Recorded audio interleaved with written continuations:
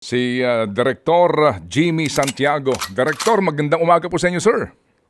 Magandang umaga po, Manong Ted, at sa mga tagapakinig ninyo. Opo, salamat sa panahon, Direktor. Kamusta po kayo? Ito naman, minamalat na sa daming trabaho.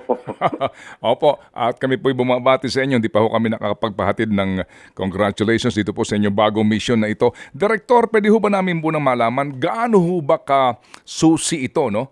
Yung pong pagsusuri po ng mga fingerprint para masabi ho natin na ito ho ay foolproof at ang resulta po ng ginagawang dactyloscopy na ito ay hindi matatawaran. Yes, sir.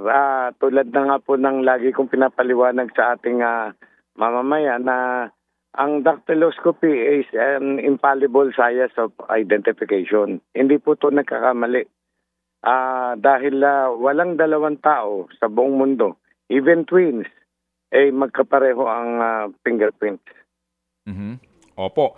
Ganun po yun. No? Opo. Sa Pilipinas po, ano ho ito? Soko lang ho ba at saka NBI ang meron pong ganitong mga gamit na para ho magkaroon ng ganito pong dactyloscopy? Ang PNP po at yun nga, ang NBI ay mayroong files ng fingerprint impressions ng mga mamamayan natin. No? Opo. Ito pong, ano ang mga specimen po na pinagbasihan po ng fingerprint comparison na ito, Director? Yun pong alien certificate of registration ni Guo Pamping na nakapile po sa NBI. Yun po ay na-file noong 2006. Ngayon, i-compare yan and examine with the clearance application. Yung fingerprint niya regarding her clearance application in 2021 na Alice Guo Ilial. So, kinumpare po namin yun at napatunayan na the impression was made, affixed by one and the same person. Okay. Dito ho, sir, ang pinagbabasehan po natin ay dokumento po, papel ba ito? O kumbaga, ano na ho, digital na file? Opo, yung dati naming filing and digital filing, tama na ho yun na ginamit namin sa pag-check. Opo. At dito ho ba, sir, kasi alam niyo ho naman na ito pong inyong findings na ito ang gagamitin eventually no, sa mga kasong kakaharapin nga nitong si suspended Mayor Goo. Dito po ba kapag meron pong requesting party, tanging sila lang ho ang inyo pong aabisuhan dito, no need to advise the party na being examined, meaning the Goo camp? Siguro marahil yun ang tinatanong nyo, yung request ni Senator Montevero. Opo. Ano po, authority sila eh. Director, medyo tayo, Director, tayo po nagpuputol-putol lamang sa ating pong signal. Ano ho, ayusin lang po namin po ang ating linya kasi nagpuputol-putol tayo, Director. Opo, kaninyo, ang requesting party po kasi dito sa aking hawak na dokumento ay si Attorney Rehom Pimentel, ang agent on case ng Organized and Transnational Crime Division. Basically po, kapag ganito na nag-examine kayo, hindi nyo na kinakailangan pang abisuhan yung parte mismo na ini-examine, kumbaga itong si Goo. Yes, sir. Opo. Go ahead, sir. Go ahead po. Yun nga po, request po ng Senate because they are conducting investigation.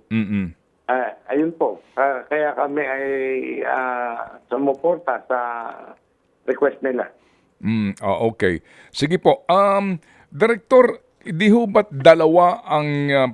dalawa po ang Alice Leal Goo sa NBI file, sa NBI clearance? Meron na ho ba tayong balita doon sa unang kumuha ng NBI clearance nung panahon pa po ni Director Reynaldo A. Coco? Ang nasa files po namin ay yung 2003, 2006 ACR file, fingerprint card ng isang Guo Wapping at saka yung 2021 application niya ng clearance naman ni Alice Guo. Opo. Yung ACR nga po, ito yung Alien Certificate of Registration sa Immigration Bureau po at meron nga din po kayo diyang kopya. Pero if you, kung kayo po'y sumusubaybay, Director, sa hearing po ng Senado, hindi ho ba't naglawas sila ng dalawang NBI clearance?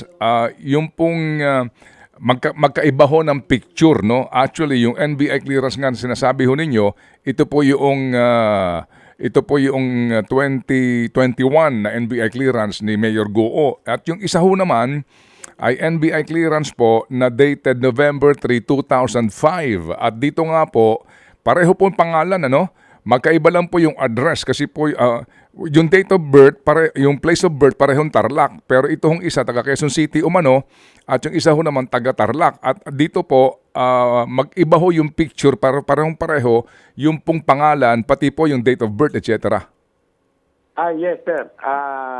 Napag-usapan po namin yan nung Friday night ng aking chief sa dyan sa records namin. Apprise niya ako ngayong umaga after the flag raising. He will apprise me kung ano yung yung latest development na yan. Opo. Ano po dito, Director, ang mga posibilidad? Kung sakasakali po na totoo itong Guo Alice Leal na kumuha po ng NBI clearance nga noong November 3, 2005 at ang pangalan at itong si Mayor naman ay kumuha ng NBI clearance using the same information. Apo. Yun nga po may picture. Magkaiba yung picture, di po ba? Opo. Sa amin sa NBI, nagde-depend kami sa name ng tao na kumuha at sa kanyang fingerprint impression. So, kasi yung picture, hindi masyadong reliable yan. Manong Ted yung pwedeng ma-photoshop nga gagawa pa bigla Yung ganun po. Kaya hindi kami masyadong nagre-rely sa photograph. Opo. Ano ang report ng inyong mga tauhan sa NBI clearance section? Ito ho bang kumuha ng NBI clearance na kapangalan ni Mayor pero iba yung picture? Meron ba siyang fingerprint sa file niya? Kaya po, meron yun. At yun nga, sabi ko nga po sa inyo, i-apprise ako ngayon, mamaya, after ng flag tracing namin, ng aming hepe sa identification. Okay, sige po. May tanong lang po si Chacha, Director. I hope you don't mind. Cha, go ahead. Yes, ma'am. Director, kanina sinasabi niyo po na etong dactyloscopy talagang matibay na ebidensya kung gagamitin man dahil kahit nga twins hindi po pareho etong mga fingerprints. Pero ano po ang reaksyon niyo dun sa mga sinasabi na hindi porke yan ang finding sa NBI guilty na agad ito pong si Mayor Alice Guo? Ano pong tugon niyo doon? Ang masasabi ko lang, ang findings ng aming dactyloscopy expert ay conclusive. Nare-respeto po yan ng hukuman. Ganun po. So, matibay po yung ebidensya kung sakali mang ihaharap yan sa korte, Director? Yes, ma'am. Opo. Sige.